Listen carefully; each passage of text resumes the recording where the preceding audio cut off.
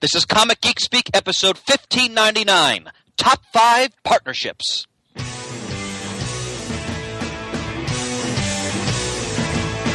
got it on Wednesday, and we was talking about it going to the volume up. These guys will talk about it, everything that geeks love. From tapes to laser beams, opinions like the seasons, and everything you read in comics, movies, games, toys, artists, Comic Geek Speak, Comic Geek Speak, Comic Geek Speak, Comic Geek Speak, Comic Geek.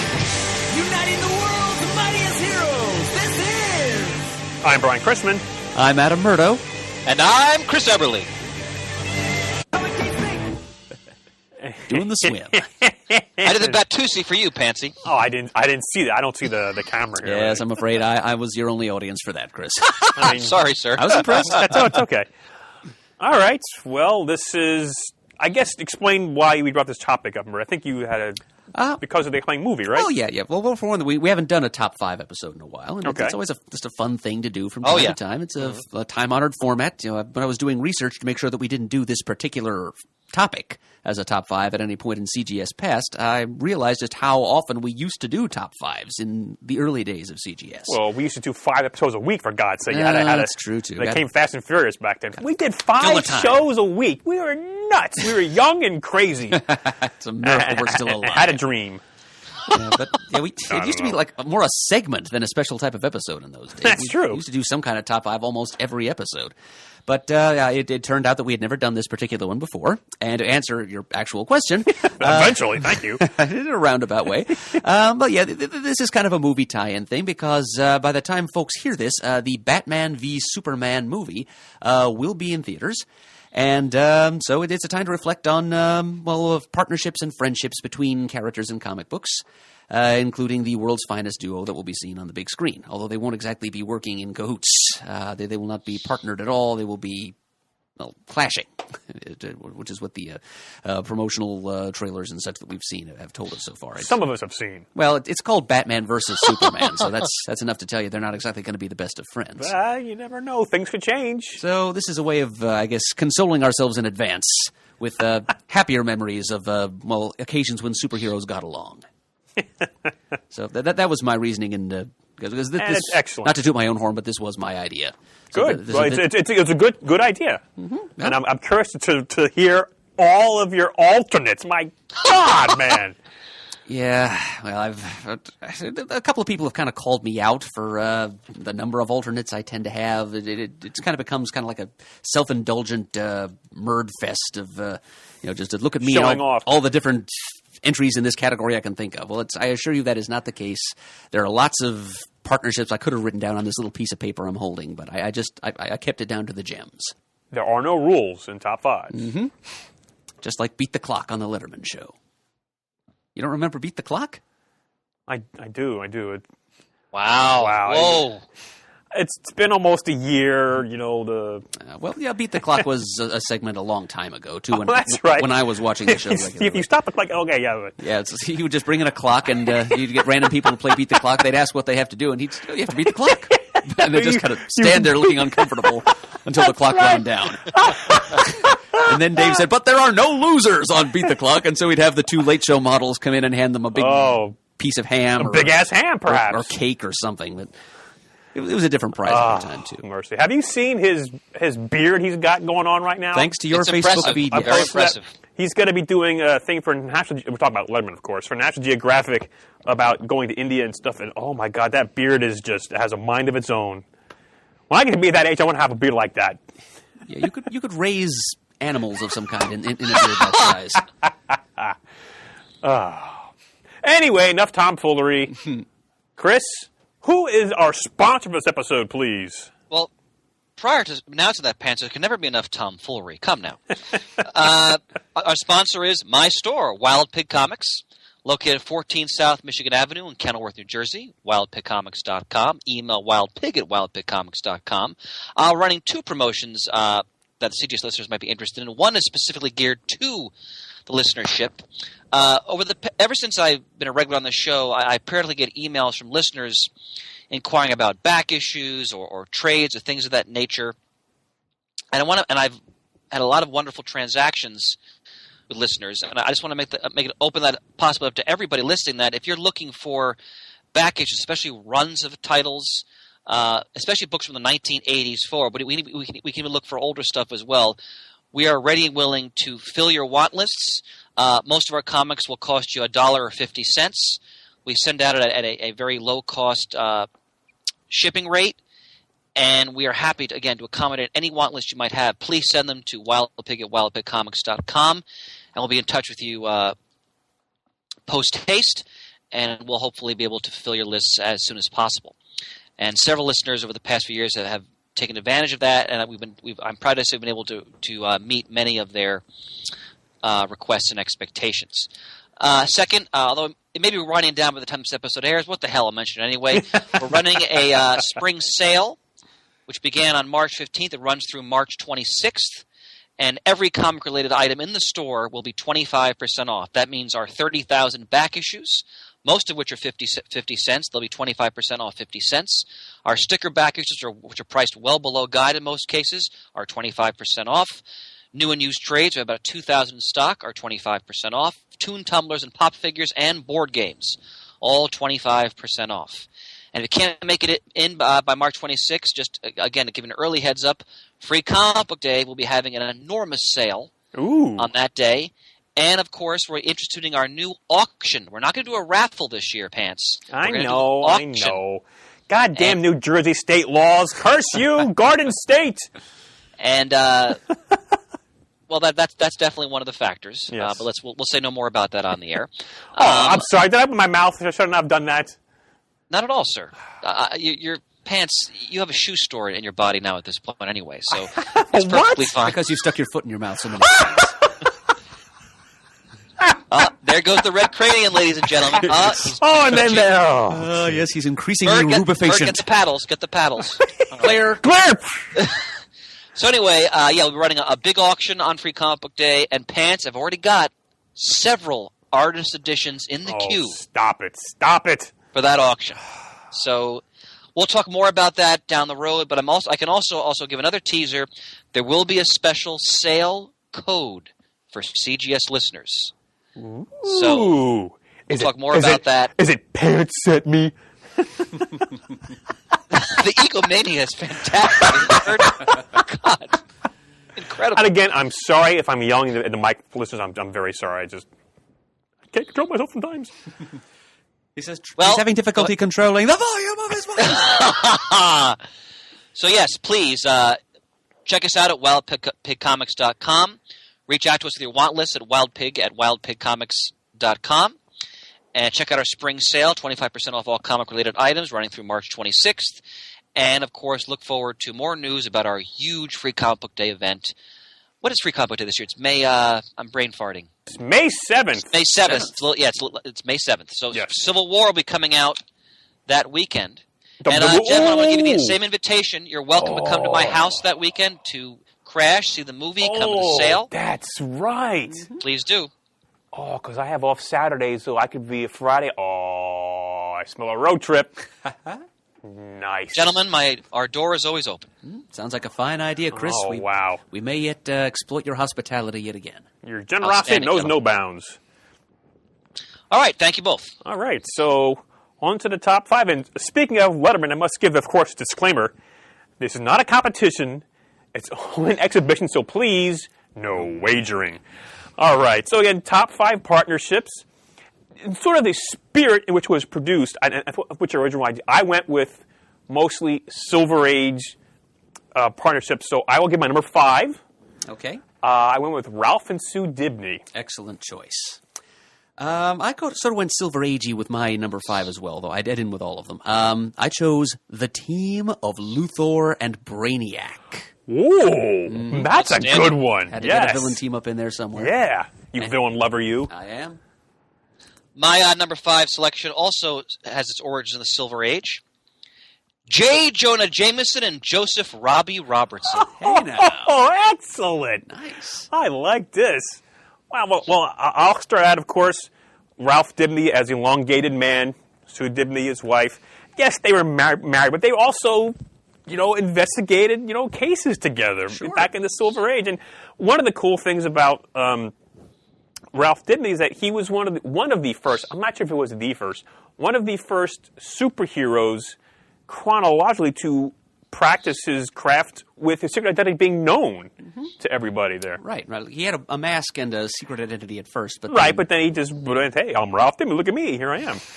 But because they had backups in Detective Comics in the early 60s after being debuted in the Flash, I think it was 112.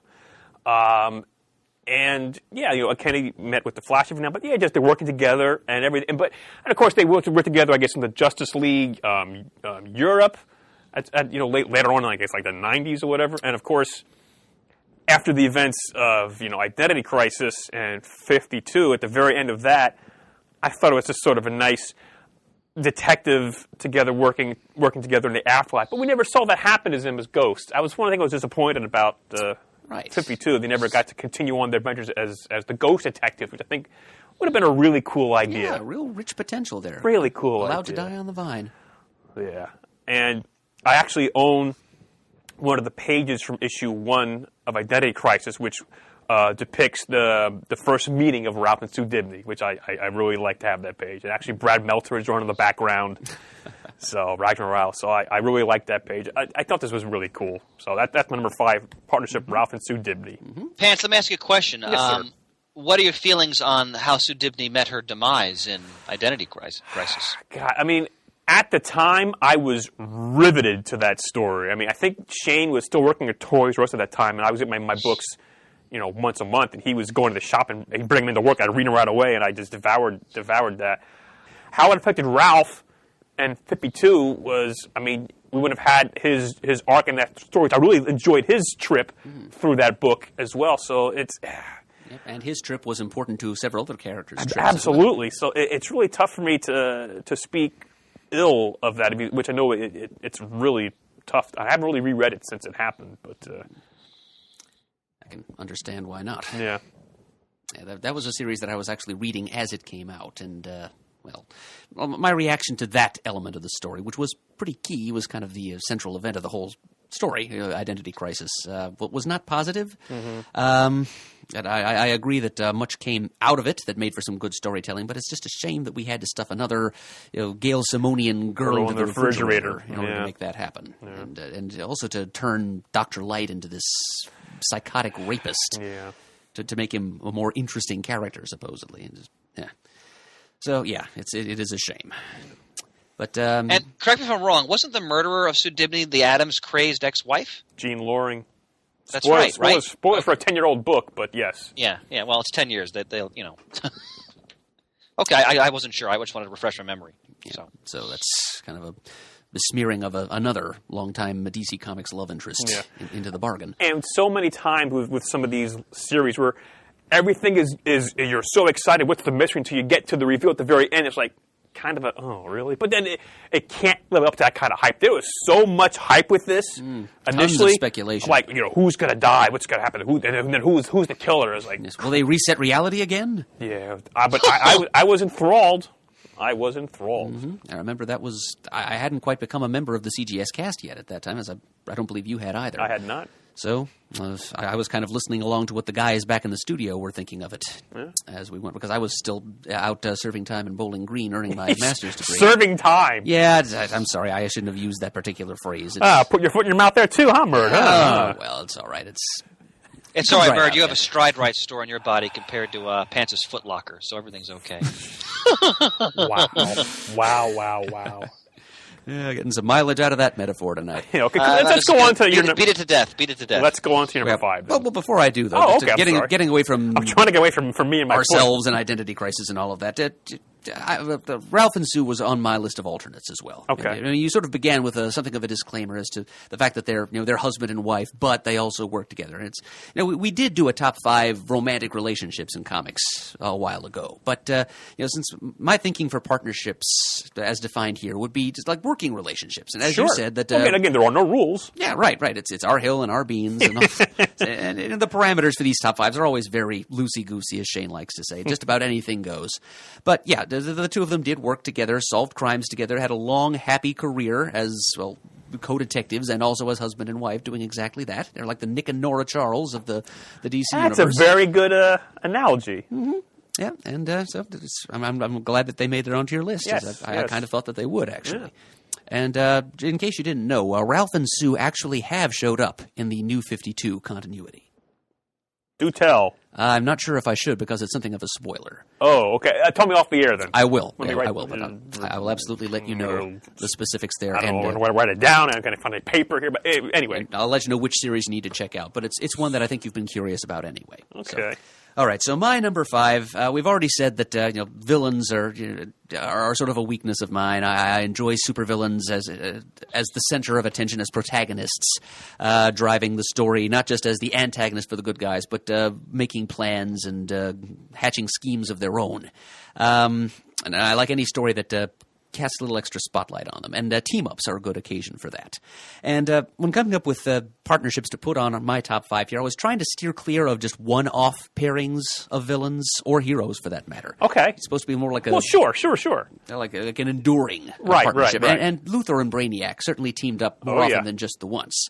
Yeah, that happened continually throughout the Silver Age. They grew apart a little bit, as people will, as you get into the Bronze Age, and in the early 80s, Brainiac began his metamorphosis into the robotic Brainiac. I know they had a big part in the Whatever Happened to Man of Tomorrow. I was coming to that. Oh, I'm sorry. I stole your thunder. I didn't mean to. I Thunder. didn't mean to do that. My Thunder is. You'll find that my Thunder is still safe at home and in its little carrying case. Okay. But yeah. So anyway, yeah, it's Luthor and Brainiac. There are a bunch of villain team ups I could have thrown on here, like Joker and Luthor, or like Prankster and Toyman. But they didn't have quite the provenance, not quite the history and heritage of the Luthor and Brainiac team, which, as we've said, occurred a few times over the course of the Silver Age, and continue. It's still revisited, even unto the present day, in different ways at different times. I just got done, just like a year or two ago, I got done reading DC's Our Worlds at War crossover, and there was a sort of Luthor Brainiac collaboration going on there, and that his daughter Lena, in that version of continuity, Lex was president at the time, had been kidnapped by Brainiac and raised to become a Brainiac of sorts. She had this adult Lena. Man, I forgot all this stuff, but you're right. Oh, my God, yeah. It's easy to forget. And the story was not all that great. And the detail of Lena being aged to adulthood and becoming a Brainiac didn't even last for the entire length of the story, because by the end of it, Luthor got his daughter back in her infant form, undid the variant timeline in which she became wax an adult. on, wax off, that kind of thing? Yeah, that kind of thing. Exactly. Yeah, but it was a different take on the whole Brainiac and Luthor relationship. But there's just something fascinating about that. Superman's Rogues Gallery are some of my favorite characters in comics, bar none. I mean, my favorite character of them all, Bizarro, is a Superman opponent. Sometimes... You hate Bizarro. Me cannot tell lie. Except, I think what we mean is me can tell lie. Yeah, see? It is hard to add when Bizarro speak. But... It is hard to ad lib in Bizarro speak. That's the episode you should take away. I mean, the quote from this episode you should take away. If we're going to do little YouTube videos of our, maybe I should do a workshop on Bizarro grammar, Bizarro conjugations. I'm sorry. I'm going to go for I remember one of the early Stump the Rioses was they asked Peter what was the Bizarro code, and he didn't know it. We got live on the air, called you up, and you knew what it was, and you actually had the code within arm's reach of you anyway. It's like, oh my God. Didn't need it. Fantastic. Us do opposite of all earthly things. Us hate beauty, us love ugliness. Is big crime to make anything perfect on Bizarro World. None of which has anything to do with Luthor and Brainiac, but it's fun. It is fun. So thank you for flashing us back there to CTS yesteryear.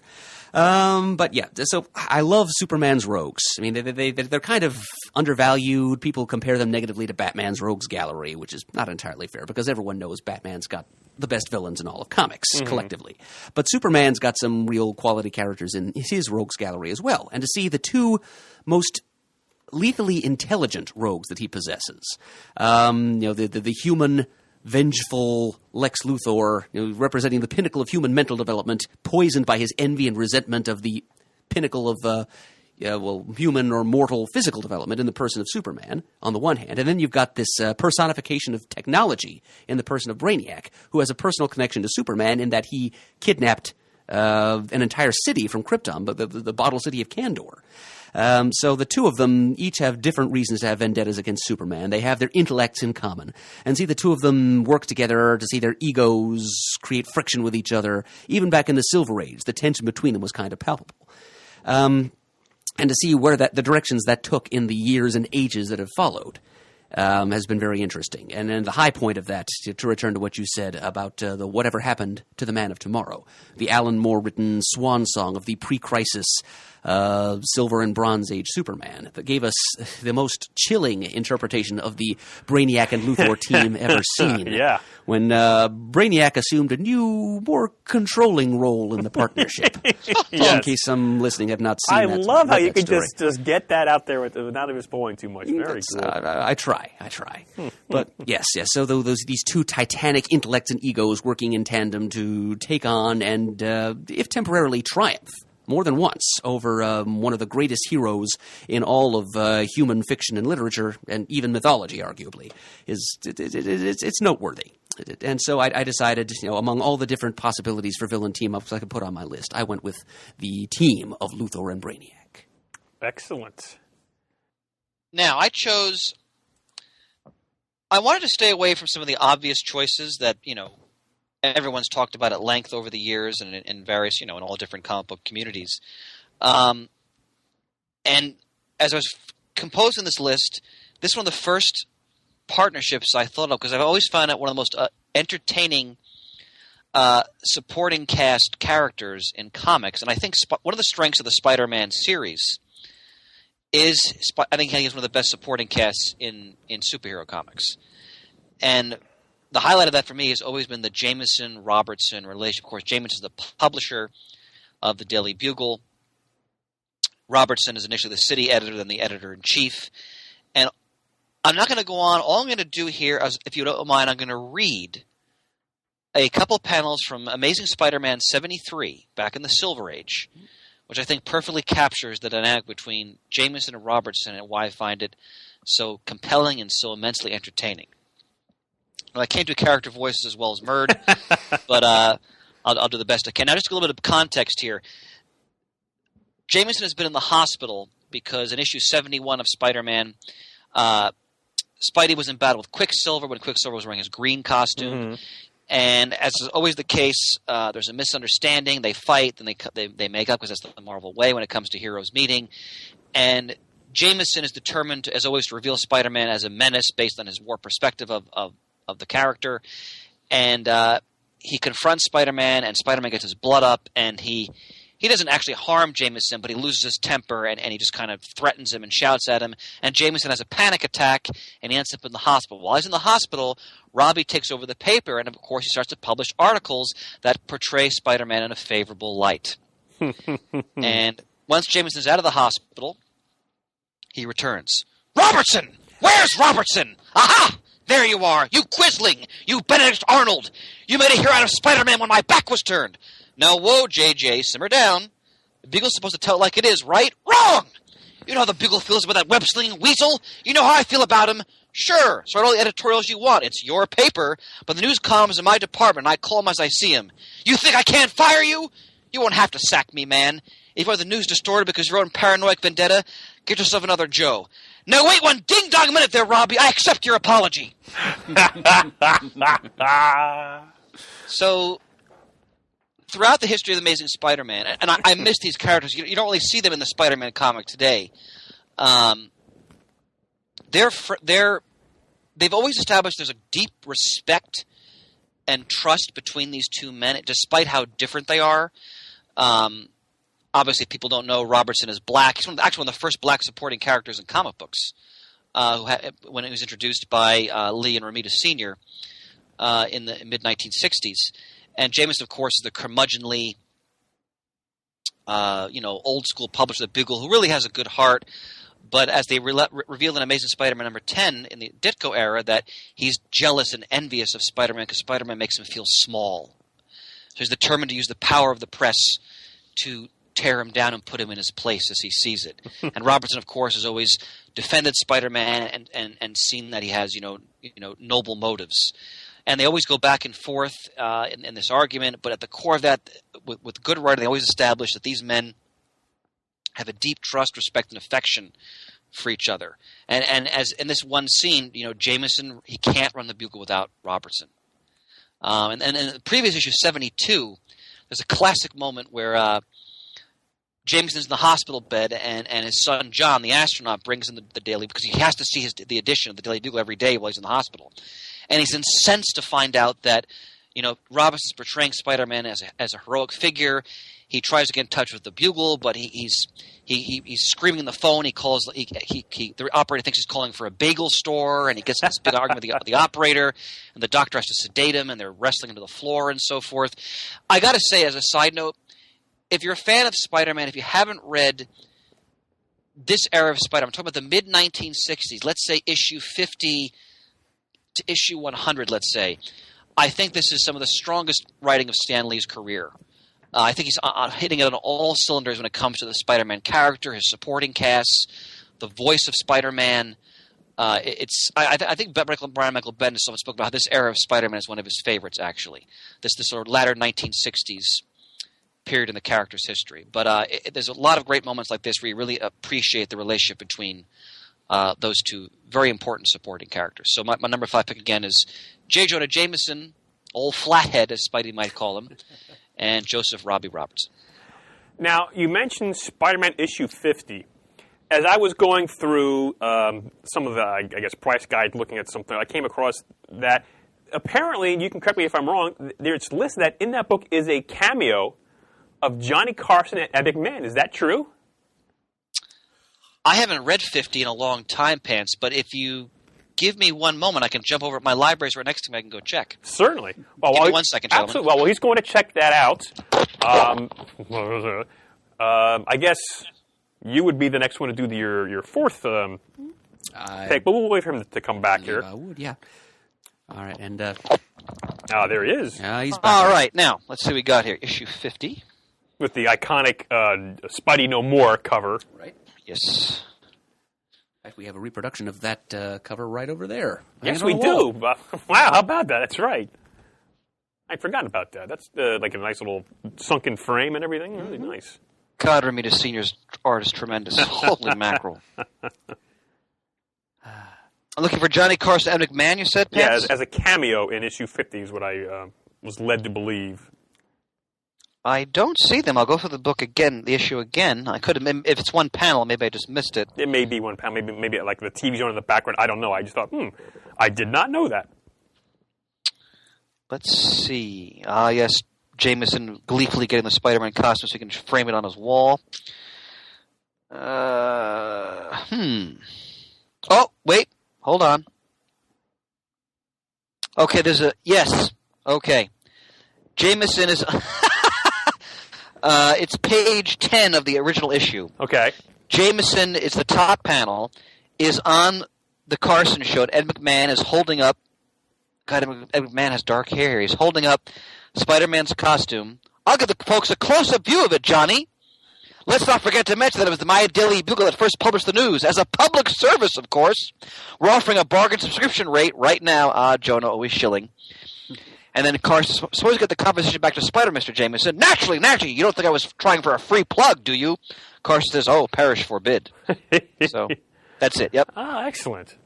I did not know that until I just found that out. Mm-hmm. Okay. Yeah, it's ever informative here on CGS. Yes. Thank you. Thank you, Chris, for thinking differently with your number 5 pick there. My pleasure, brother. And for going above and beyond the call, too. Brian and I can just sit here and blather on about our choices till the cows come home, but you chose to show as well as tell by bringing in an actual quotation from a comic book to back up your choice. Excellent. All right, so, Murray, why don't you start with your number 4 pick, and then we'll go to Chris and me. Okay. Another classic Silver Age partnership. Hawkman and the Atom. Excellent. Mine is Matt Murdock and Foggy Nelson. Very good. Mine is Green Lantern and Green Arrow. Okay. Hard-traveling heroes. Yep. Testify. All right. Yeah, not that much to say about them, really. It's just, DC Comics became semi-famous for partnering up its heroes this way because there are several little pairings of their characters that emerged during, the Silver Age or even earlier. This is the one that it's fascinating to me because it's, to me, the least well-developed of these classic character pairings that DC had. The Titan and the Fury, they were called. It took me a while to work out which one was supposed to be which, but I think that the Atom, one of his nicknames, DC always says, they're like Gardner Fox and John Broome, writers of that era, came up with cute little, often alliterative nicknames for the various heroes. Scarlet Speedster. The Crimson Comet. So the Atom was sometimes called the Mighty Might, and That's sometimes right, yep. But sometimes the Tiny Titan. So I believe that is where the Titan comes from, and Hawkman would be the Fury because the Fury are mythological figures. They were winged women who were like semi-demonic representations of divine retribution. And, Hawkman has wings. Enough said. Yes. For a time there, the Atom and Hawkman, their adventures were combined. There was such a comic as the Atom, and that was the title of it, the Atom and Hawkman. Yeah, I think the Atom ended with issue 38, and with issue 39 became Atom and Hawkman. And it only ran for, I think, 5 issues. There was some, I remember a couple of Joe Kubert covers towards the end of the run. Because I think issue 38 featured, I'm sorry, I have the whole run of Atom, half the run of Hawkman, and the Atom Hawkman. I think issue 38 might have been a Golden Age Atom coming into the book for, I think, the second time with the crossover with the right. Silver Age Atom. I knew there were some Ray Palmer and Al Pratt team-ups. Oh, yeah, somewhere. I know I have one of those issues. Oh, my God, I'm sorry. I just remember. I think it might have been issue 8 of either the Atom or Hawkman was when they first appeared together. And it was it's like expensive back issues. I remember that. The first team up of Hawkman and Atom. Atom, yeah. I'm sorry. What did I say? I wasn't sure if you meant between Atom and Hawkman or between Atom and Golden Age Atom. Oh no, between the Atom and the Hawkman in that title. I think it was issue 8. And there was a little bump in the price there for back issues. Yeah, understandably so, because it was the first appearance of this semi-classic team-up. And I say semi-classic because, as I said earlier, it was one that was not as well developed as, say, your number 4 pick, Green Lantern and Green Arrow. And so for that reason, because it's become kind of an oddity, like a historical curiosity, that it's become a subject of fascination to me. So even though there are other superhero partnerships in the DC universe and elsewhere that have been, better developed and, more often seen, I've read plenty of, say, for example, Flash and Green Lantern team-ups that I've read and enjoyed. Atom and Hawkman partnerships have been somewhat rarer. And so it feels to me like there's untapped potential there. Returning to that topic from the Ralph and Sue Dibney discussion that didn't get explored as well as it should have. And when determining for myself which of the names on my list should be in the top 5, I thought to myself, which of these character pairings that I have written down here am I most likely to shell out extra money to read about? And because we haven't seen as much of the Atom and Hawkman partnership, it's one thing that would probably part me from some of my dollars. I remember when Jeff Johns was writing the Hawkman ongoing back in the early 2000s, there were a couple of Ray Palmer appearances there, and I was very anxious to read those to see what Mr. Johns would make of this classic Silver Age pairing, how he would reimagine it for the new millennium. There you are. Largely because of the tantalizing prospect of stories untold. That is why that became the one of DC's classic pairings that I decided to put in this list at number 4. I was off by 1 issue. It's actually the Atom issue 7. Introducing the superpowered team of Atom and Hawkman in Case of the Cosmic Camera. Well, you still came a heck of a lot closer than I would have, Brian. Oh yeah, but I know you said you're off with issue numbers, and I try to be good at it. I just off by 1. So Atom issue number 7. Yeah, I do own one of those Atom and Hawkman issues. I'm pretty sure it has Gentleman Ghost in it. That's the one I'm thinking of. The cover with the Joe Kubert cover. Yeah. So classic Silver Age and Golden Age Hawkman. Now you're going to make me look up the actual which one that is, and if you just bear with me here for one moment, because there's only 6 issues. I'm a stern taskmaster. Or 7 issues. It's issue 44. The Ghost Laughs Last. That's the one. Comic Book DB, we salute you. All right, Chris, it's over to you. All righty. Now, this is a relationship in comics I've always thoroughly enjoyed and feel just always great affection for, which is the Matt Murdock, Foggy Nelson partnership, especially because it's a partnership that has really evolved through the history of Daredevil in that, in the Silver Age, Foggy is sort of the bumbling junior partner, unlucky in love, and we did our spotlight on Daredevil in the Silver Age. Remember the one time where he tried to dress up in a Daredevil costume to impress Karen, and he's the guy who falls down steps and trips over his own 2 feet. But he's totally loyal to Matt. And then as the series progresses, especially when Miller gets his hands on it, and then beyond that, they really explore the dynamic between the two men, and they really explore that Foggy is also a very talented lawyer, and that Matt has great respect for his abilities. And, one of the long-running jokes, if you're a Daredevil fan, was for decades Foggy couldn't figure out that Matt was Daredevil. And, it was until well into the – it's – I don't know the exact issue number. We talked about when we did some of the Daredevil spotlights, but eventually figures it out. And what's interesting about that is that sends their relationship into a whole different direction. And it's a pleasure to see a friendship really mined and explored throughout, the 50-year history of Daredevil. And it's when you think about it, it's one of the most consistently developed and constant, friendships certainly in the Marvel universe. And what's interesting is that for a long time, Foggy didn't know, so he was just friends with Matt, and they explored that friendship, and they put a twist into it when he also realized that Matt is Daredevil. So that, of course, brings a whole new dimension to their relationship. And I think Mark Waid, in his what I already consider classic runs on Daredevil just recently, really did that relationship a wonderful service.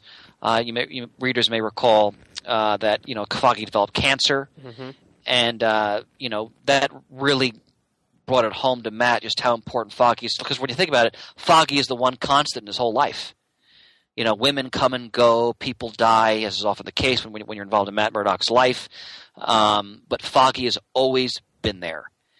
And, there's a lot of great stories throughout the whole history of Daredevil where Foggy plays a very important role, whether it's for, comic relief or just, expressions of friendship and loyalty. When you think about Born Again, where Foggy tries to use his own legal skills to save Matt from going to prison when the Kingpin frames him. Foggy's own relationships with, his fairly wicked mother, and Liz Allen, and Murd, what was his wife who cheated on him? I always forget her name. Is it Deborah Harris? Yeah, it was Debbie Harris, yes. Yeah. So Foggy's had a lot of hard luck himself, but for him at the same time, the one constant in his life is Matt Murdock, just as he's the one constant in Matt's life. And I was so I haven't started watching season 2 yet, but I was so when they started the first season of Daredevil, and we can all speak to this, we've all seen that first episode of the first season. The minute Foggy appeared on the screen and started talking, I said, "Oh, they got it. They got it completely." I knew right away the show was going to be good just from that opening scene with Foggy Nelson. And Pants, I'm looking forward to watching. Hopefully, I'll get to watch it tonight. The first episode of season 2, and I just think Foggy is one of the most interesting, steadfast, and sort of lovable supporting characters in the Marvel universe. So that's my number 4 pick. And plus, there's great humor between them. There's a lot of great, just wonderful. There's a wonderful, lighthearted dynamic for all they've been through. The two characters, there's still that good-natured ribbing, and then just that brotherly love between them. And it's in the hands of a capable writer. If that's always a pleasure to read. That's my number 4. I guess the Green Lantern Flash, Hal Jordan, Barry Allen would have been more of an obvious choice. I think that they had all that many team-ups, but I liked the hard traveling heroes. Green Arrow, Green Lantern, of course, with the famous issue 76. No evil shall escape my sight. Where they start traveling, the world, and they were all, and since then, they've been sort of opposite sides of the political spectrum, and just to seeing them, of course, you have the whole green thing, which was probably a convenience to have them come together, but. There's so much more than that. They have each other's back, despite the fact that they sometimes, fight like cats and dogs.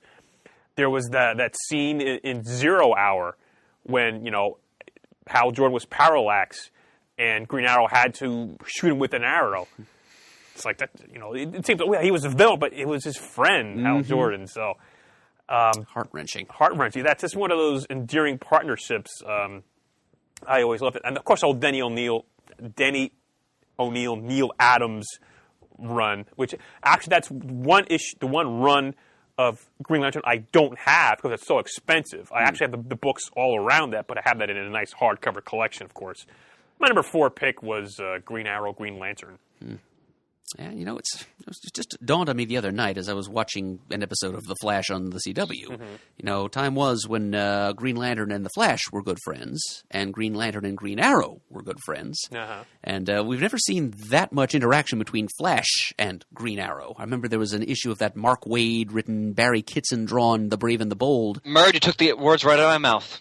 Ah, you remember that miniseries, Chris? Oh, I gotta forget the cover where Flash calls the Green Arrow a hippie. Hippie freak. Fascist tool. It's fantastic.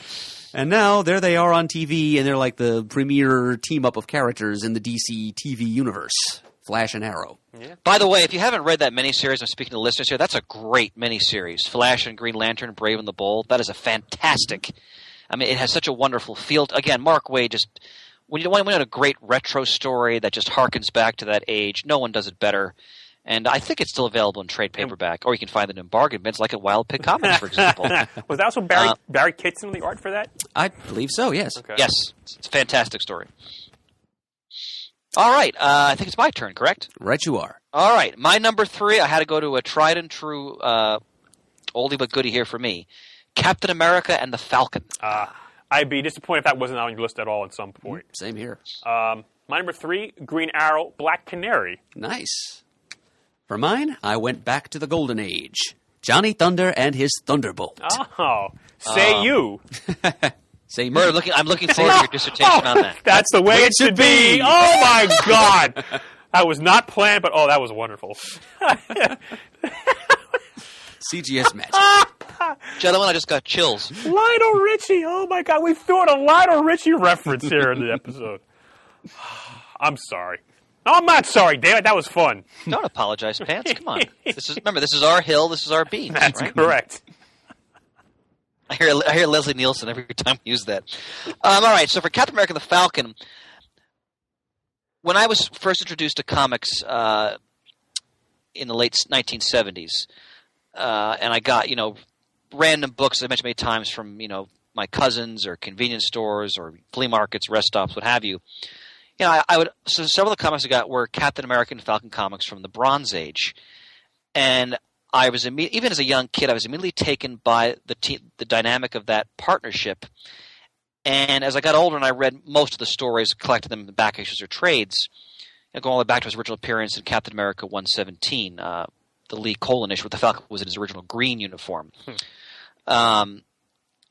I loved how they took two characters from very different worlds, and not just the fact that Captain America is white and Sam Wilson the Falcon is black, but also they came from different times. Number one, Sam, quote, Snap Wilson in his original incarnation was originally a street hoodlum from Harlem, and then he later became a social worker. As we all know, Steve Rogers was born came out of the 1940s before he was, of course, frozen in that block of ice. And I especially think about the Steve Englehart, Sal Buscema run on Cap and the Bronze Age, which I think is a classic run for that character. And many of the books from that era are titled Captain America and the Falcon. They shared the masthead. It wasn't just a Captain America book; it was Captain America and the Falcon. And Englehart did a wonderful job, really exploring the dynamic and sometimes the tension between them as they came from different worlds, but also the deep mutual respect and trust these two men had for each other, and how Sam Wilson was trained by Steve Rogers, and you see that develop over time. Now Sam becomes a very formidable hero and combatant in his own right, and I just think it's one of the most consistently satisfying in terms of superhero partnerships in comics.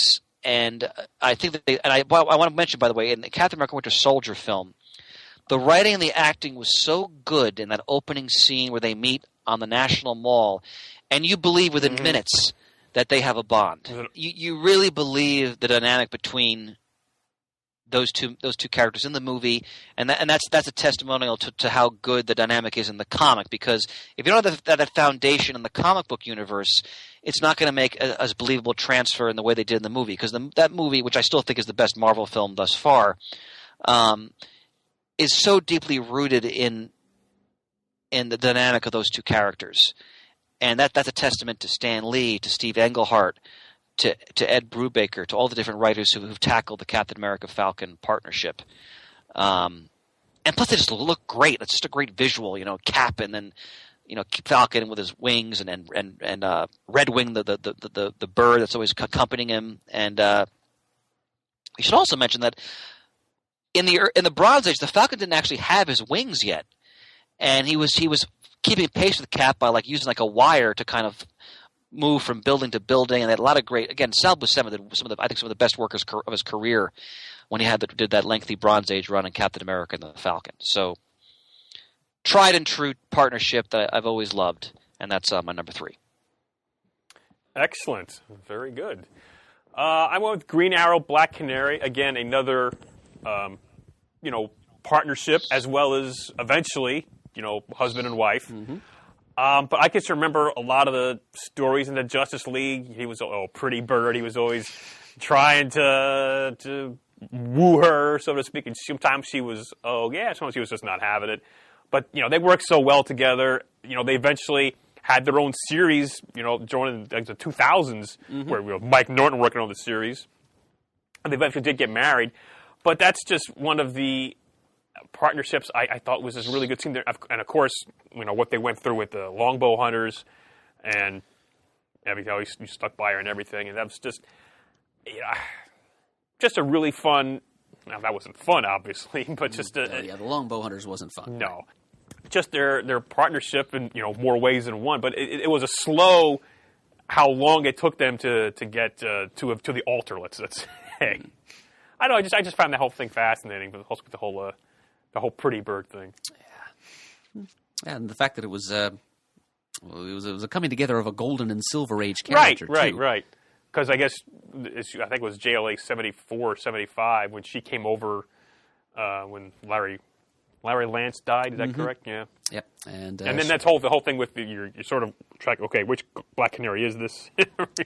Well, at first it was just pretty straightforwardly, this is the same Golden Age Black Canary you read in the 40s, just hopped Earths. But then later on they decided her aging might be a bit of an issue. Right. So they came up with, I think this was during the Jerry Conway, Chuck Patton run.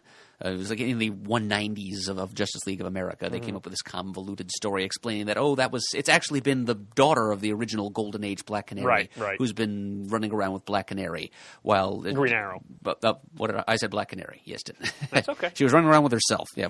But since there are 2 of them, she could have done that. Oh, yes. No, but she's actually the daughter of the Golden Age Black Canary, believing that she was, in fact, the Golden Age Black Canary. And so she had this whole big crisis of identity when she realized that she was actually the daughter of the woman that she thought she was. And but it is something of a segue, though, to my number 3 pick, because there's a historical connection between Black Canary and Johnny Thunder. Golden Age Black Canary first appeared as sort of a mock villainous, Shadow style. She was or Green Hornet style. She was pretending to be a bad guy to take down the actual bad guys. And she appeared as kind of a supporting character or love interest in Johnny Thunder's strip in Flash Comics, and eventually took it over. Yep. And I can remember her. I want to say it's Flash Comics 86 from the Gold Age, where she's jumping through similar to Detective Comics 38, The First Robin, where he's jumping through, where they're holding up a round paper. Like a hoop with some paper in the middle. Yeah, and he jumps through that.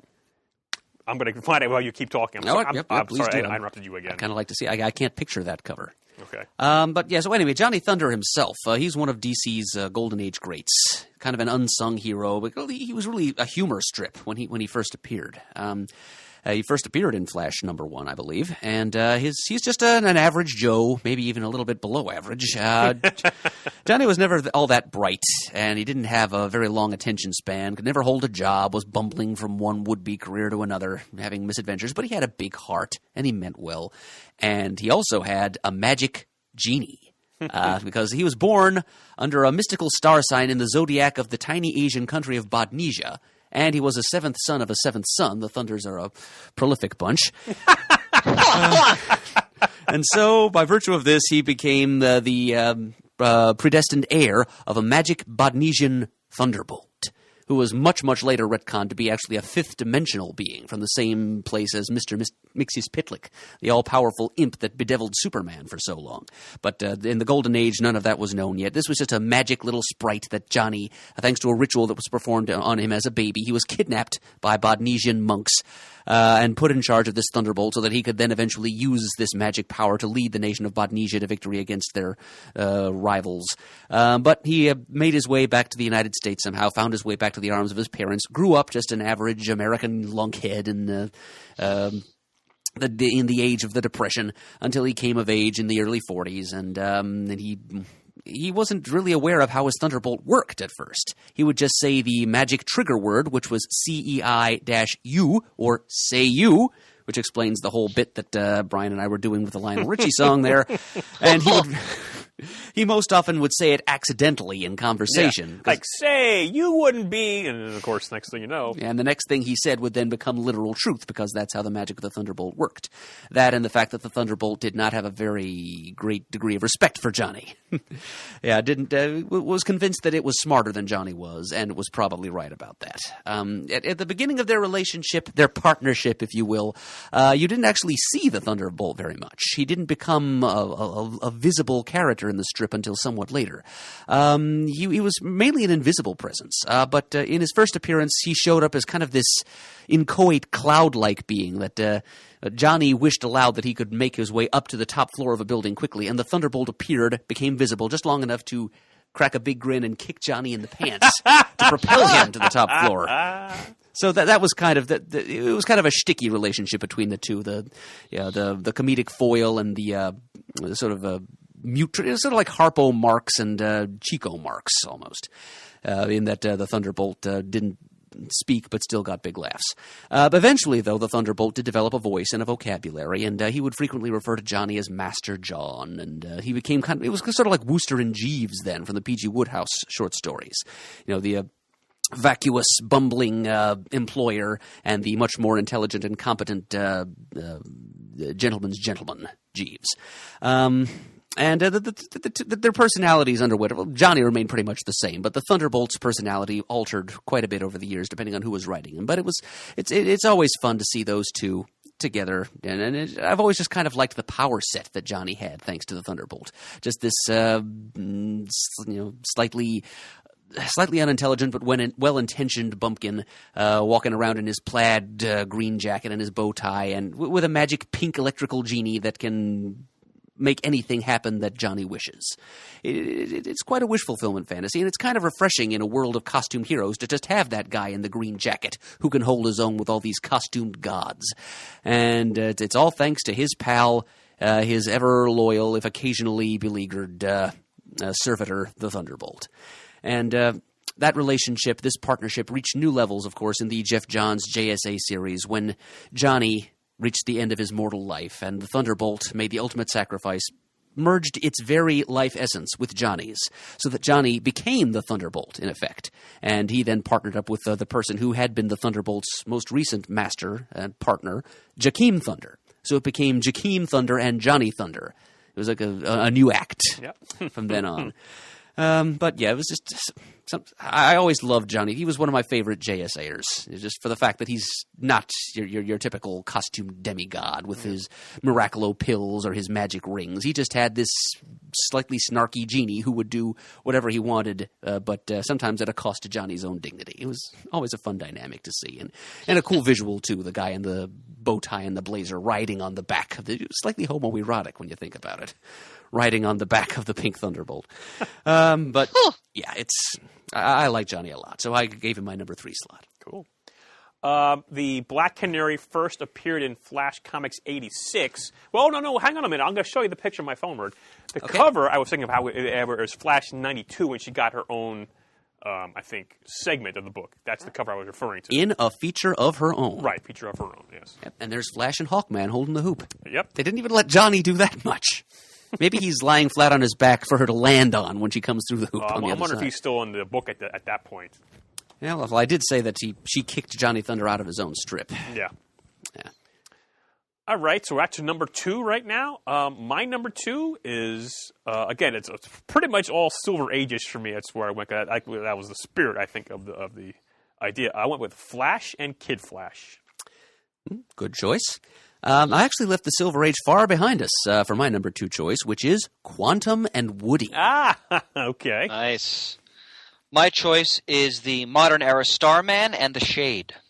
Oh, Shane, that was for you, brother. that's good. Yeah, Shane will thank you for that. But we need to get Shane on the mic at some point to share his list. Yes. That was common practice back in the day when we used to do these things more often. If one geek missed a top 5 list, they'd just share their list the next time they were in the studio. Yes, Flash and Kid Flash. Kid Flash, Wally West was first introduced. I think it was Flash 110. Of course, Iris West's niece. Do I have that correct? Nephew.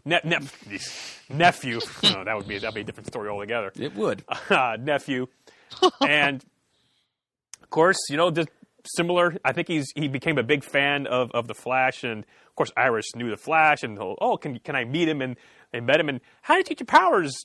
Flash. Well, this is what happened, and boom! Next thing you know, he's got the powers in the same way. Kind of astounding coincidence that can only happen in the Silver Age. Yes.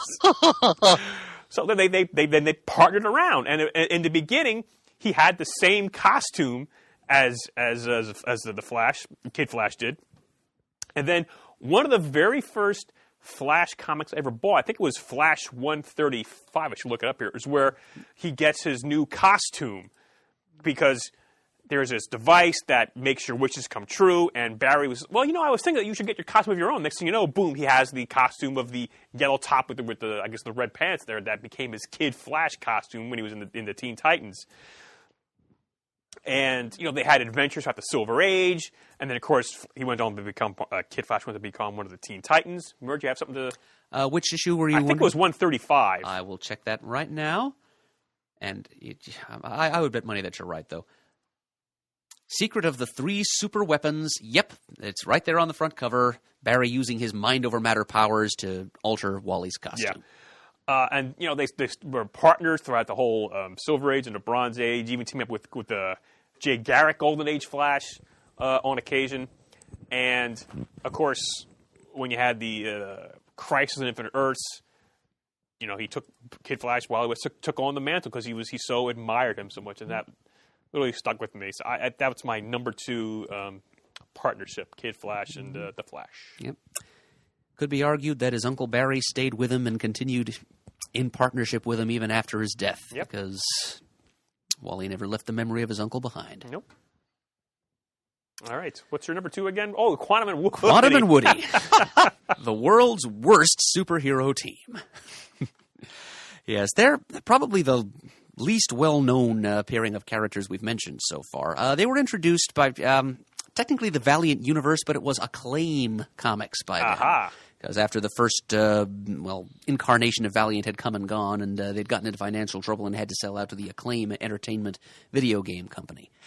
So they were introduced in 1997, I think. The creative team was one close to Chris's heart, of course. It was Christopher Priest, right? Oh, yes. And it was M.D. Doc Bright doing the artwork. The title characters are Eric Henderson, Quantum, and Woody Van Shelton, Woody. They were lifelong friends. Their friendship was somewhat tempestuous, even as far back as their childhood. Priest did not shy away from the occasional ethnic slur. The N-word showed up a few times, actually. Oh, my. Yes, and Woody was he was a little on the crass side, but unapologetically so. Eric and Woody were friends even as kids. Their fathers were partners in a sort of a technological venture. They were scientists. And when they grew up, though, they grew apart. But when their fathers when they died under mysterious circumstances that Eric and Woody were convinced was murder, they renewed their friendship and their continual quarreling to try and investigate the conditions of this murder. And while doing so, they accidentally were exposed to some machine or other in their father's laboratory and were turned into beings of pure energy. Eric was able to tinker up a couple of special wristbands that they could wear that would retain their coherence and even give them superpowers of a sort. I think they were able to fire energy blasts. The catch being the two of them, who had learned in this little escapade of theirs that they could not stand each other, were forced to come together and make contact between their two armbands, literally clank them together. In fact, that was the onomatopoeic title of their first appearance. I love onomatopoeia. Yep, that was right there. Clang. That was the title of their first appearance. Quantum and Woody #1. Almost as much as alliteration. I agree. I could alliterate something there. But, I was hoping you would, but you let me down. We don't have time. Yeah, so they were these two people who really couldn't stand each other anymore. Decided they learned that they had to become friends and partners because if they didn't clank their wristbands together once, roughly every 24 hours, they would not only lose their powers, they would lose their molecular coherence and literally disintegrate, just turn into energy and disappear on the winds. So while continuing to work together to solve the mystery of their father's murder, they would have to continue to clank these wristbands together, and they would bicker the entire time. I mean, they got it once they solved their father's murders. Of course, they still had to continue to come together to clank their wristbands or die, but they would get themselves mixed up in other conspiracies and such as well. I mean, it wasn't just about their father's murder the whole time, but it was never traditional superhero action either. They both wore costumes of a sort, but Eric, who became Quantum, was the only one that came up with a code name and a cape, like the whole superhero rig for himself. Woody was much more low-key about it. He actually openly mocked Eric for his affectation of this costume and name, and mocked him for just about everything else he could think of, too, because that's just Woody's personality. He would undercut, subvert, and humiliate Eric in every way he could think of. But their two personalities were different as night and day. You know, Eric, Quantum, who had been an ex-military man, very upright and serious and by the book about everything. Woody was an out-of-work musician and was just the opposite. So the chemistry between them is palpable, and they're one of the best superhero pairings in comics, in my opinion, because unlike other things that have styled themselves as superhero buddy stories, this was not so much a superhero story with buddy story elements. It was a buddy story with superhero elements. It was built for comedy, which is not to say that it didn't have other emotional nuances, that there were not passages, let's say, of serious drama here and there. You know, there were emotional contrasts here and there, but for the most part, it was about the give and take between these two characters, the constant bickering and badinage. Badinage? Yeah, which... Now that I think of it, isn't really the best word for the context anyway, because badinage is more like good-natured give and take. Okay. And it got pretty caustic between right. Quantum and Woody a lot of the time. So things got awfully wacky between them. A superpowered goat became a fixture in their series eventually. He even got his own one-shot, the goat did, Vincent Van Goat. Priest took it to some strange places, as only Priest could, and you know his chops for humor better than anyone else in this room, Chris. So you know. Oh yes. And his pacing, his jumping back and forth in time, that device that he's best known for, the black page headings giving like subtitles for the different sections of the stories he's telling. He originated that in Quantum and Woody. He went on to use it in your beloved Black Panther, Chris. Yes. But that's where he did it first, which is why I say that you, of all people, need to read this series eventually, Chris. And Murd, I have the omnibus of the whole series. I have yet to read it. It's on my pile of things to read at some point in the hopefully not too distant future. But I mean, as much as I revere Christopher Priest as a writer, and I know this is the series that really started to put him on the map. So it's something I very much have to read. You certainly do. But yeah. So I'll conclude by saying that if you're a fan of the animated series Archer, and goodness knows I am, great show.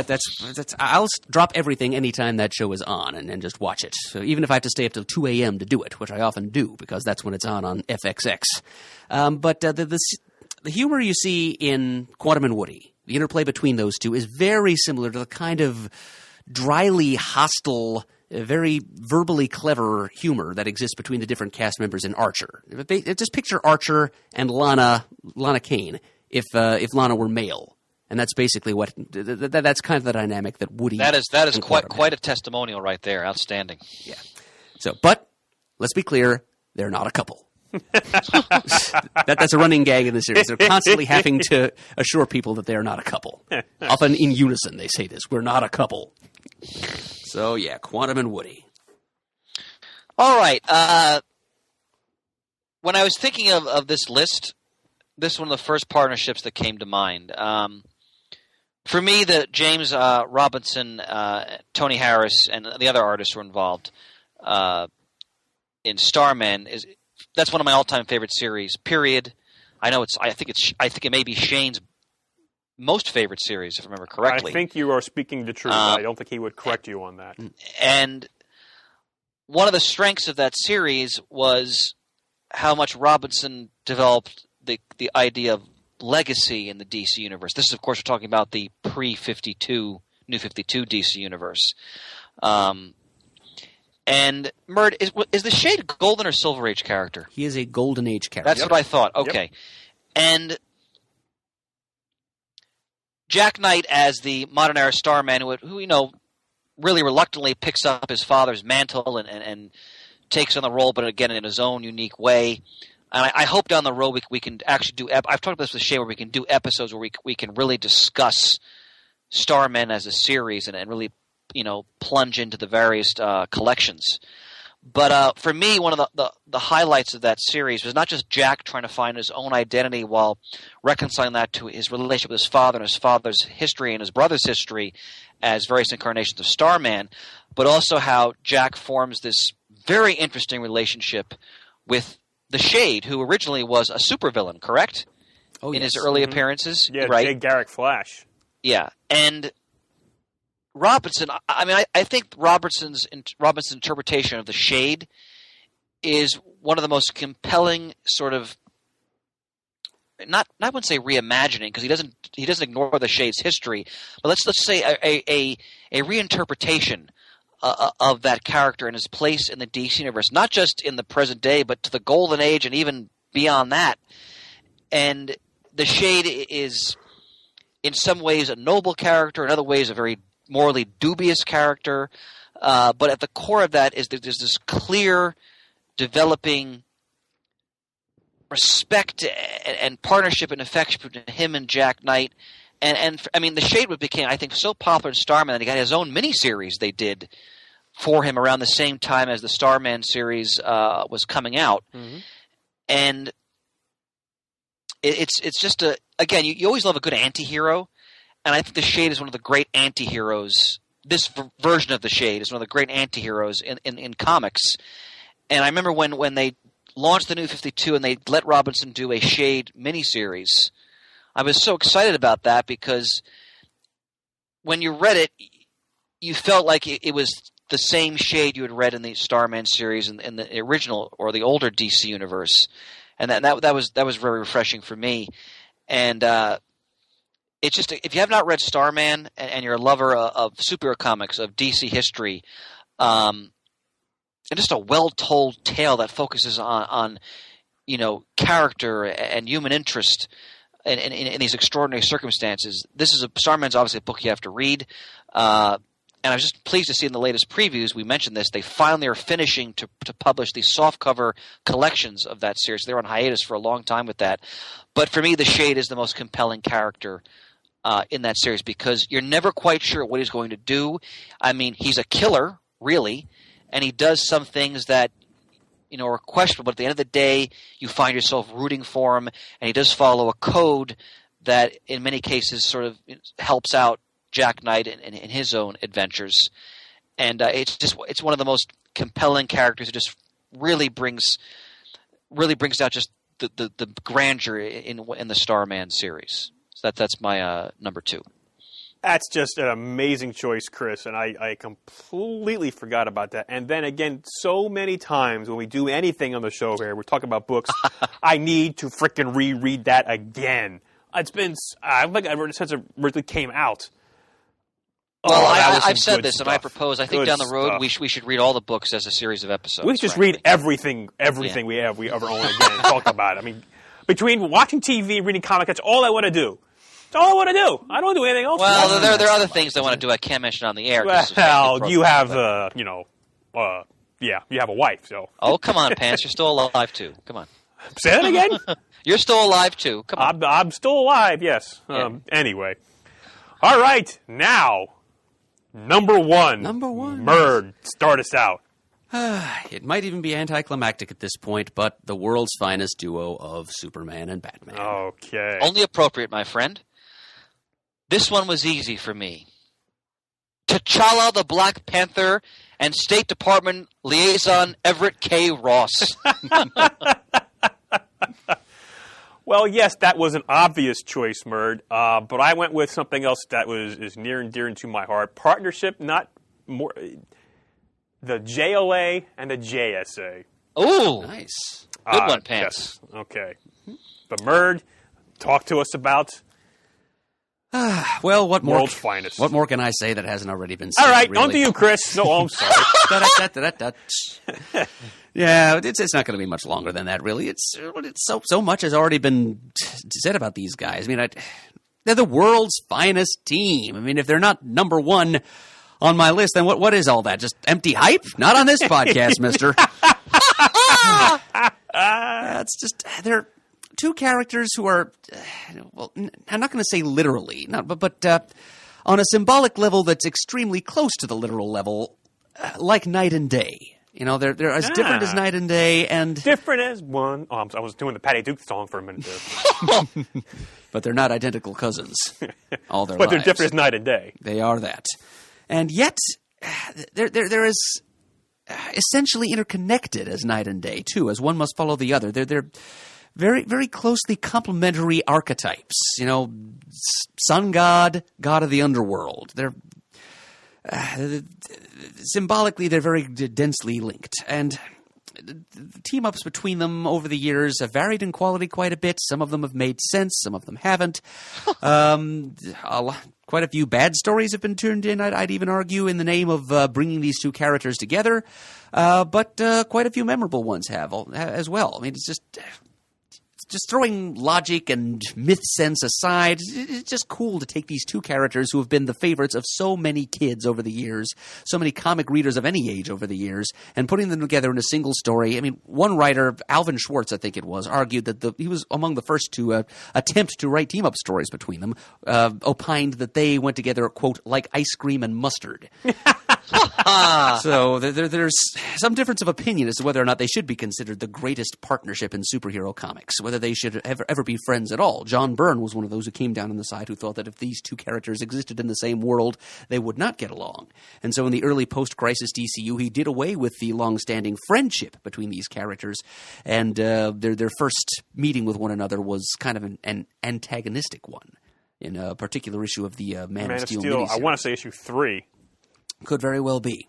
I just should look it up here, for God's sake. I can never remember. I think number 5 was number 5. The mirror cracked with Bizarro in it. That's the one that I should know. I kind of think it was. But anyway, so yeah, their relationship has changed tremendously over the years, but DC keeps coming back to it because there's just no denying the money in the bank that implied in putting your two biggest money-making characters, your two most iconic characters together in any way you can. And I am a little disappointed that they decided to pit them against each other again in this upcoming film project, The Dawn of Justice, Batman v Superman. But but by the time this reaches the airwaves, everybody will have... well, not everybody, but a lot of people will have gone to see this movie. It'll be public knowledge what form this storied partnership has most recently taken, and we'll have a lot to say about that eventually too. But let me just say, on the eve of this happening, I for one will remember the happy days when Superman and Batman actually did get along, when they were able to complement each other instead of just conflict with each other. And hopefully this movie will give us some glimmer of that too. I mean, I know that we're going to see Bruce Wayne and Clark Kent interacting in this movie, and hopefully not coming to fisticuffs. So yeah, just it was. I had to reserve my number one spot for that, just as a nod to overwhelmingly great tradition. Excellent. Couple of points. Issue 5 of the Man of Steel, The Mirror Cracked. Okay. Issue 3 of the Man of Steel, One Night in Gotham City. So we were both right. Very good. But while Superman and Batman appeared in World's Finest Comics back since, I think, like 1940. Mm-hmm. They didn't actually appear in the same stories until much later than that. Superman 76, cover dated 1952. Looks like September, May, June of 1952. That is a very key book for that. That's their first time they were in the same story together. Mm-hmm. Yep, so that's, according to what I have here, of 1941 is when World's Finest got started.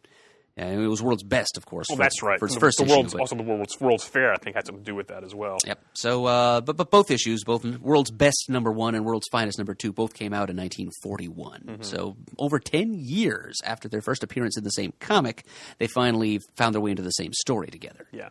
It seems so obvious, now, but yeah, it took that long. Yeah, they were appearing on the covers together. I mean, the cover scenes showed them doing stuff, like playing baseball with Robin as the umpire. Yep, going buggy racing, stuff like that. Yeah. But beneath the covers, they were in separate worlds until 1952. Yeah.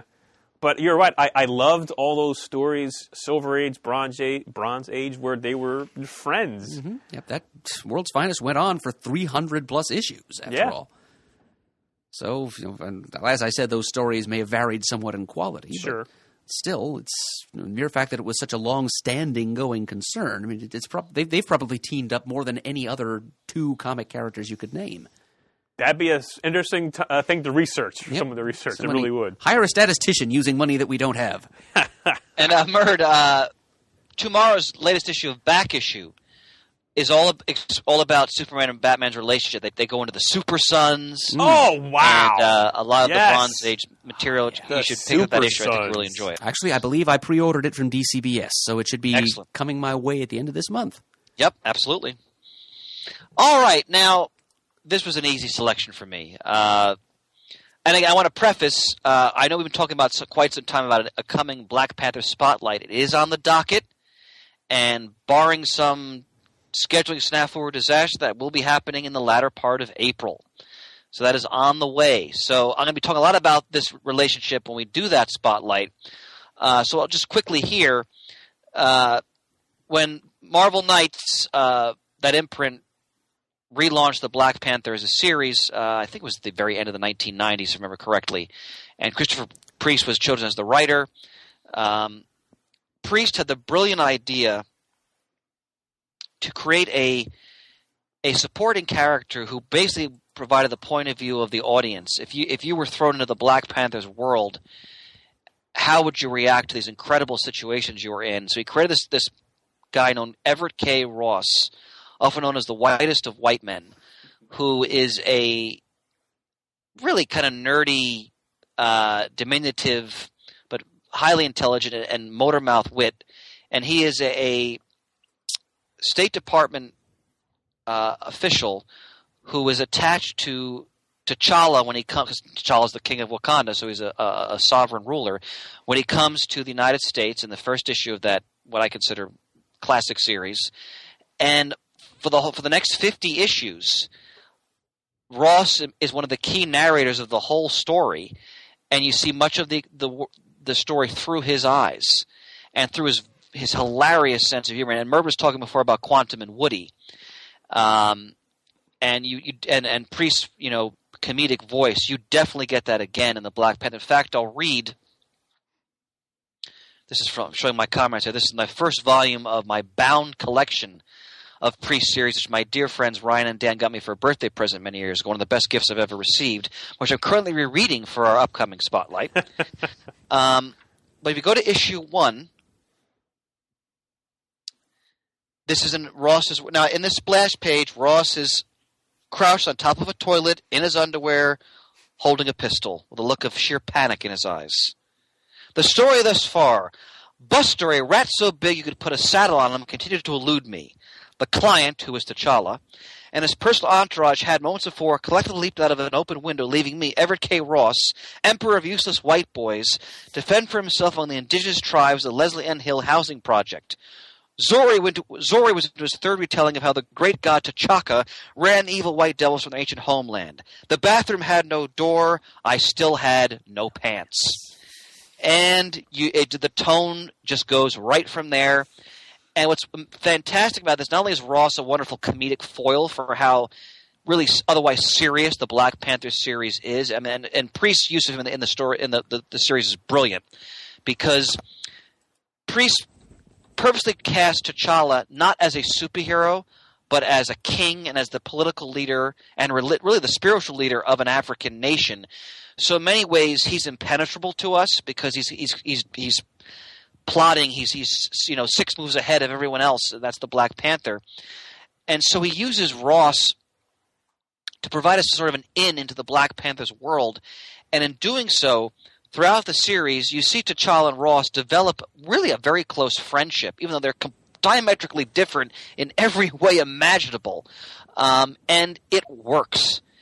And you really start to believe the bond between these two men, even though they come from completely different worlds in every way. And plus, Ross is just goddamn funny. I mean, Priest brilliantly uses his trademark humor to inject just a very different perspective in the Marvel Universe. And in fact, if I may read one more quote, this is from, I believe it's issue 8, when the Avengers guest star, and beautiful Joe. Is it Joe Jusko or Joe Jusko? I always said Joe Jusko. Okay. Beautiful Jusko art. Let me make sure I have the right issue number here. Forgive me for a moment. But it's Ross describing the Avengers. And it's fascinating how it's issue 8, yes, how Ross describes them. Again, it's just Priest's very different take on the Marvel Universe. They call themselves the Avengers, which I'd always assumed was Greek for gaudily dressed borderline fascists.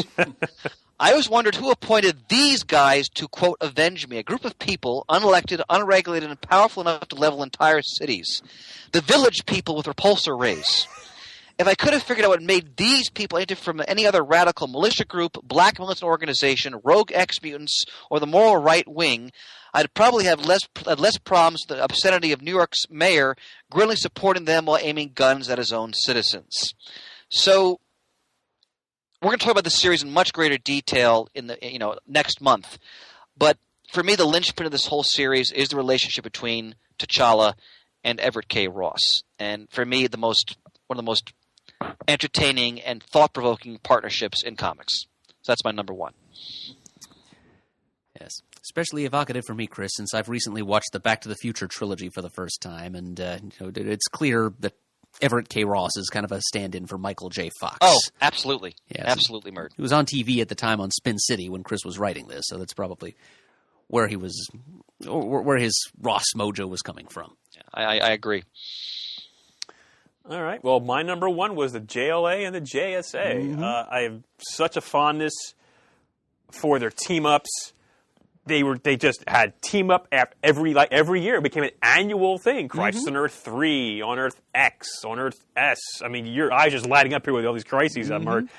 I just loved it, and just so many characters would come in and out. It's like, you give me more characters. This is great. Golden Age characters that I might not have seen too much of were introduced. They brought back the 7 Soldiers of Victory came back at some point. Right, issues number 100 through 102. Yeah. It's just, and it was like they decided to meet every year. That was part of the story. And I just loved that partnership between the two of them, and I so miss those team-ups, to this day. They try to, actually when they had the relaunch of, one of the relaunches of the Justice League, I think it was just before Flashpoint, where there was another, and they threw the Legion in with that crossover. It's like, Right.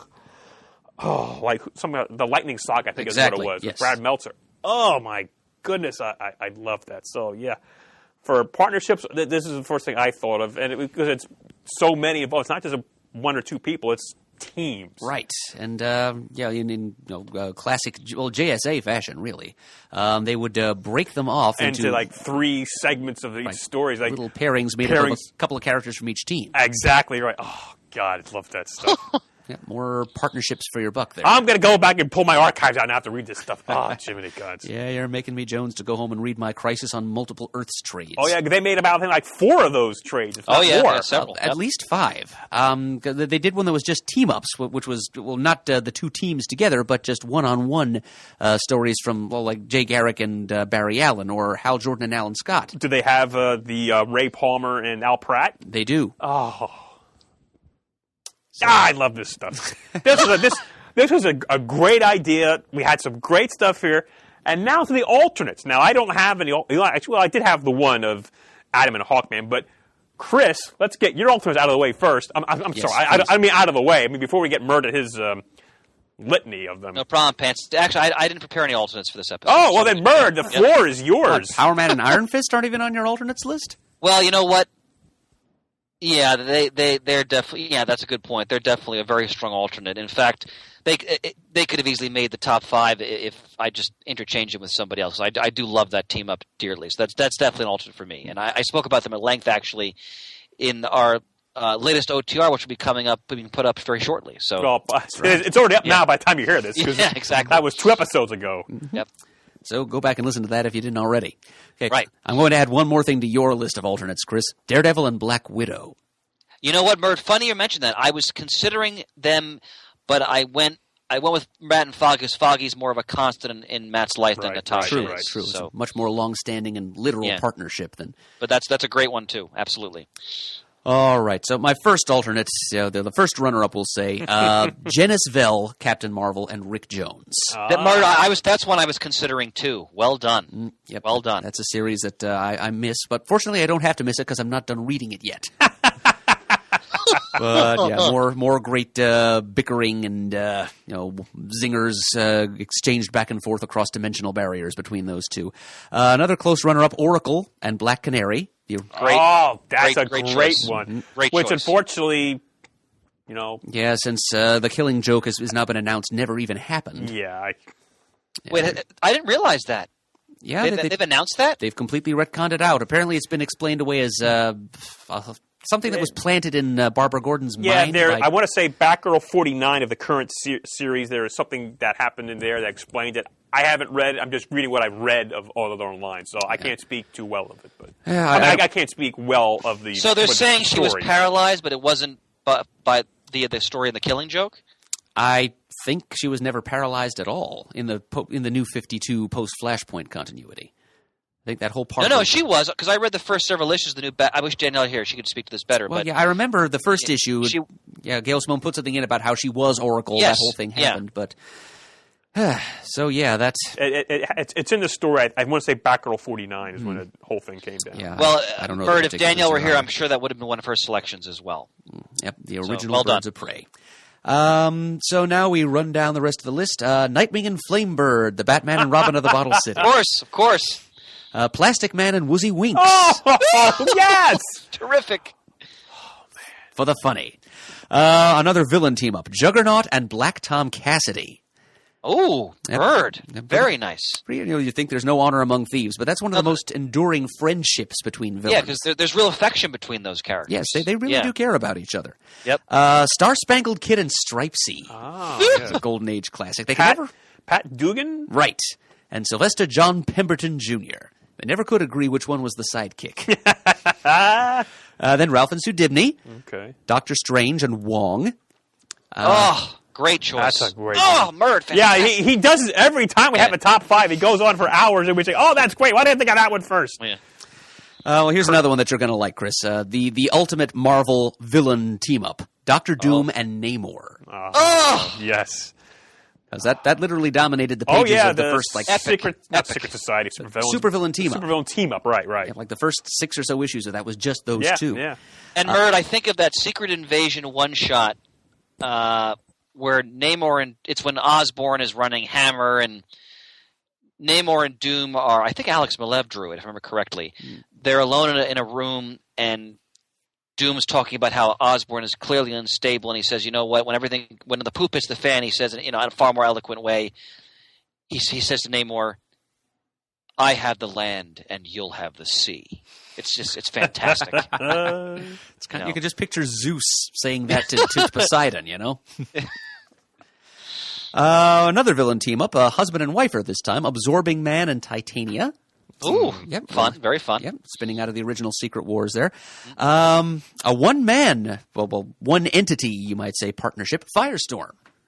Oh, yes, of course. Ronnie Great. Raymond and Martin Stein originally, and Jason Rush and Ronnie Raymond later. And it's been through a few different permutations. There was something involving Soviets late in the 80s run, but those two are the classic as far as I'm concerned. Ronnie and Professor Stein.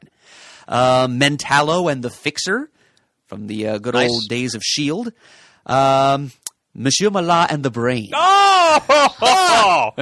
Brilliant. The Doom Patrol. Right, Oh, Which eventually turned into a love story. yes. At the very Oh, end. my God. Oh, here's a classic Silver Age independent partnership. Captain Atom and Nightshade. Oh, my God. That's right. Yep. Actually, in last month's previews, there was a collection solicited from some minor publisher of the early Ditko Captain Atom and Nightshade stories. Get out. Yeah, it wasn't from DC either.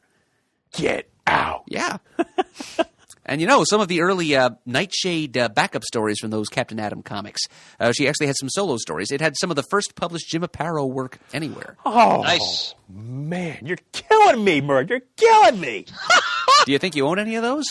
I own a very small few. Learn how to speak, pants. It's late. I own a couple Captain Atom Charlton books. I gotta go find them now. That's going to be quite a I'll task. never find them in time. I'm more like finding other things than that. Bizarro #1 and Bizarro Batman. Had to get the Bizarros in there. Another villain team up, Mystique and Destiny. Ooh, Bird. Excellent. That's a deep cut. Well done. That's a deep cut. Well said, Chris. Well done. But yeah, Very well done. Special friendship between those two ladies. It made all the And more when poignant. Destiny is killed, Mystique is devastated by that. She really is, yes. yeah. Not that many human beings Mystique has come to care about over the years, Yeah. but Irene Adler was one of those. The Punisher and Microchip, his tech guy. Moon Knight and Frenchie. That's for Matt. Oh, good. Ah. Can I add one in case you didn't do it? You can add as many as you want. Shang-Chi and Blackjack Tar. Another great partnership. Yep, I did not have that one, Chris. So, All right. yep. And anything else you think of, just shout them out. I can think every partnership ever, for God's sake. Husband and wife duo, also the Vision and the Scarlet Witch. Yeah. Yep. Archer and Armstrong, the newer version.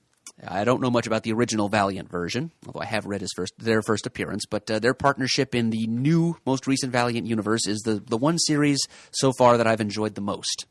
Looking forward to seeing Rafer Roberts' take on them coming up. Kazar and Zabu. Little man and animal partnership there. Speaking of animals, the Grizzly and the Gibbon. Talking of deep cuts there. That's a deep cut. Yep. Yeah, those are two minor, unpopular Spider-Man villains who, for a very brief time, went straight and had a go of it being a Batman and Robin style crime-fighting duo. Oh, yeah. And the Grizzly can currently be seen as part of the Ant-Man Security Solutions team in the Nick Spencer Ant-Man series. The Grizzly is actually pretty high profile in the Marvel universe right now. Of course, Hank Pym and Janet Van Dyne. Yep. Through their stormy love affair and afterwards, and the many different costumed identities Hank Pym assumed. It's the special feeling they had together survived. Captain Marvel, the Shazam Captain Marvel, and his sister Mary Marvel, who for a time in the 90s shared the title Captain Marvel and were the Captains Marvel. Aquaman and Mera. Nightwing Restorations, Inc., Misty Knight and Colleen Wing. Nice. That's a great one. Great pick, Murd. And last but not least, Sugar and Spike. I get a round of applause. That's brilliant. Brilliant. Amazing. Oh, God, I love these. Perfect these coda. lists. Well done. I love these top fives. A lot of fun, aren't they? Yes. Really uncorks our creativity. Yes. Wow. Awesome stuff. So, obviously people, I'm sure, have their own lists.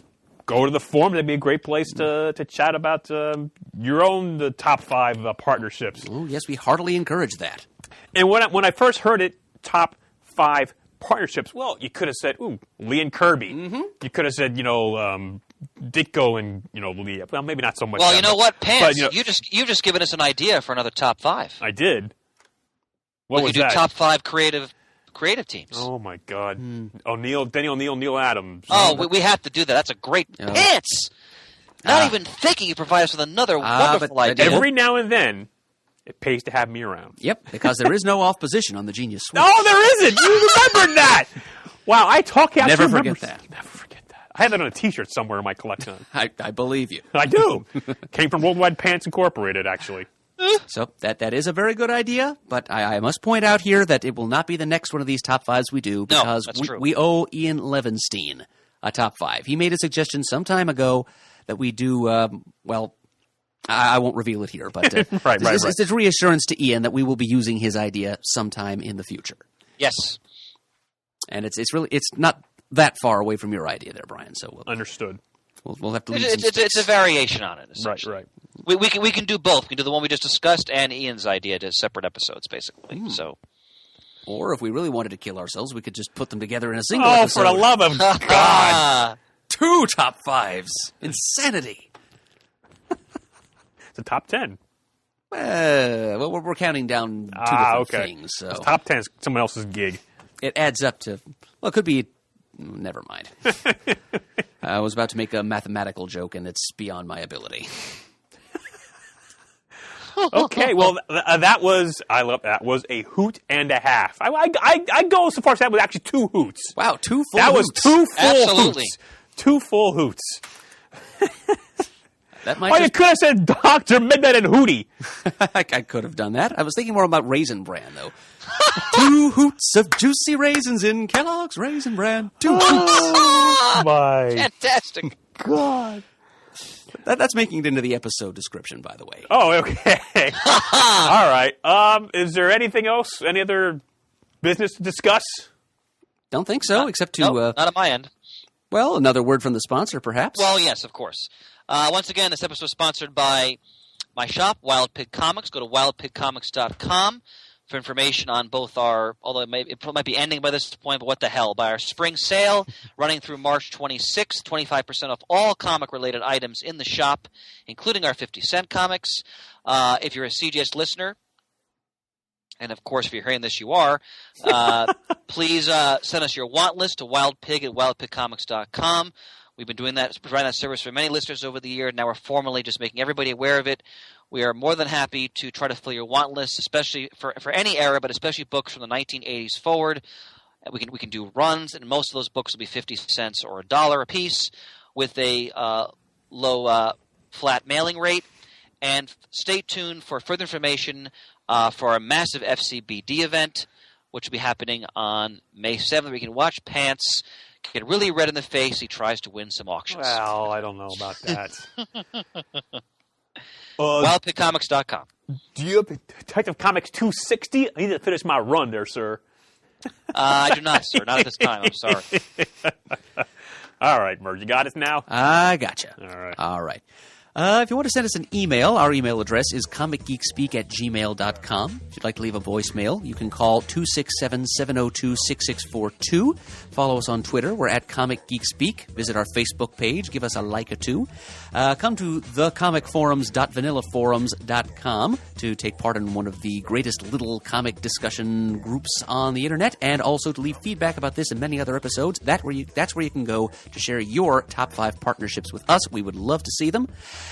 We'd like to thank everyone who's donated to the show recently or in the further past. We really appreciate it and could not do the show without you. And we are, as always, uniting the world's mightiest heroes, one listener at a time. You